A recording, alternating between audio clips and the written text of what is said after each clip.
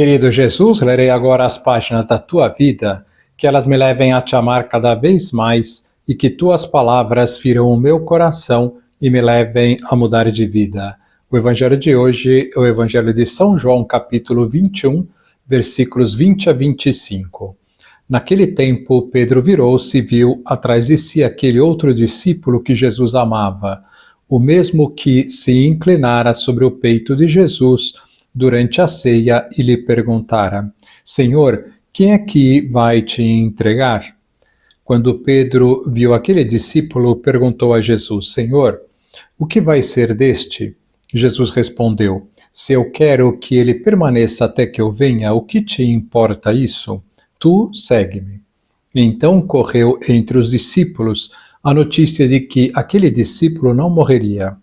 Jesus não disse que ele não morreria, mas apenas: se eu quero que ele permaneça até que eu venha, que te importa?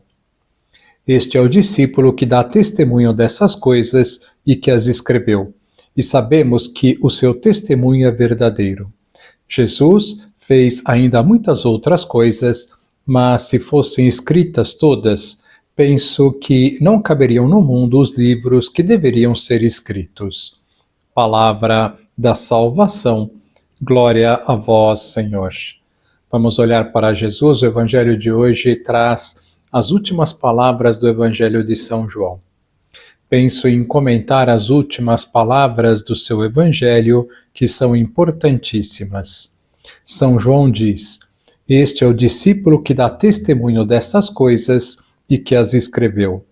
E sabemos que o seu testemunho é verdadeiro.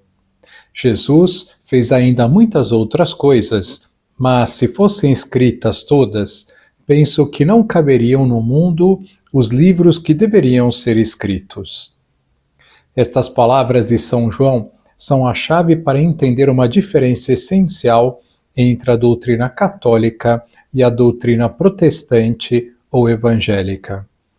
Lutero, que era um monge católico, querendo fundar uma religião sem os sacerdotes, os bispos e o Papa, suprimirá uma fonte da revelação da doutrina católica, que é a tradição.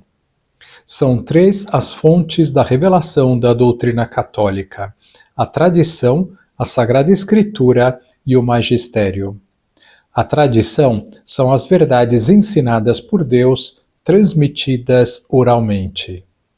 A Sagrada Escritura são o conjunto dos livros inspirados por Deus. Quem determina quais são estes livros é a Igreja, assistida pelo Espírito Santo. O magistério da Igreja são as declarações que a Igreja foi fazendo ao longo dos séculos sobre as verdades contidas na tradição e na Sagrada Escritura. Para entendermos melhor o que é a tradição, basta ver como foi feita a transmissão dos ensinamentos de Jesus que estão no Novo Testamento. Segundo a ordem do Senhor, a transmissão dos seus ensinamentos devia ser feita, antes de mais nada, oralmente pelos apóstolos, sendo assistida pelo Espírito Santo, para não haver nenhuma alteração ao longo dos séculos. De fato, Jesus Cristo, antes de subir aos céus, disse aos apóstolos: Ide por todo o mundo e pregai o Evangelho. Jesus Cristo não disse: Ide por todo o mundo e escrevei o Evangelho. Esta transmissão oral da revelação divina, assistida pelo Espírito Santo, é o que chamamos de tradição. Apesar da transmissão do Evangelho ser feita de viva voz, os apóstolos viram a necessidade, com o passar do tempo, de colocar por escrito a mensagem da salvação. Assim surge o Novo Testamento, onde os apóstolos e outros discípulos, sob inspiração do Espírito Santo, escreveram os textos que estão contidos nele. Porém, como São João diz no final do seu Evangelho, Jesus Cristo ensinou muito mais coisas do que foram escritas nos Evangelhos e que, se fossem escritas, não caberiam no mundo os livros que deveriam ser escritos. Ou seja, a Sagrada Escritura não pode ser a única fonte da revelação. Por que Lutero vai suprimir a tradição? Porque vai suprimir o clero e a Igreja. Ficará apenas o fiel e a Sagrada Escritura. Não haverá mais uma instituição que guarde e transmita a tradição. Também não haverá mais uma instituição, que é a Igreja, que seja fiel e intérprete da Sagrada Escritura assistida pelo Espírito Santo, para que não erre nesta interpretação. Sem a tradição, sem o magistério da Igreja e sem a Igreja para interpretar fielmente a Sagrada Escritura, a diferença entre a Igreja protestante ou evangélica e a católica é imensa.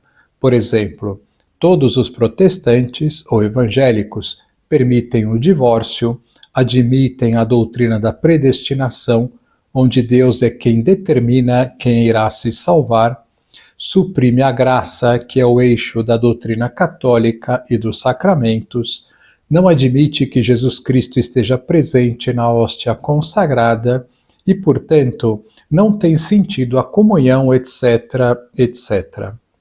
Fora as diferenças que vão surgindo a cada hora, pois cada fiel pode interpretar como quiser a Sagrada Escritura. Que lição nós podemos tirar de hoje? Entender a importância de estudar a doutrina católica e entender que não é verdade esta afirmação tão comum hoje em dia de que tanto faz qual é a nossa religião, pois há verdades afirmadas nas outras religiões que são contrárias aos ensinamentos de Cristo, além de que as outras religiões, com exceção dos ortodoxos, não admitem, como nós, estas três fontes da revelação: tradição, Sagrada Escritura e magistério da Igreja. Agora vos dou a bênção para este dia, a bênção de Deus Todo-Poderoso, Pai, Filho e Espírito Santo, esteja sempre convosco e permaneça para sempre. Amém.